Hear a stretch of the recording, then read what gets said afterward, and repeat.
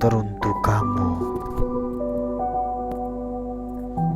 teruntuk kamu yang tidak sengaja membaca tulisan ini. Suatu hari nanti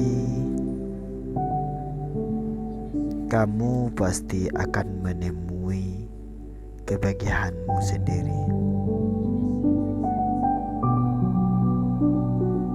Cepat atau lambat,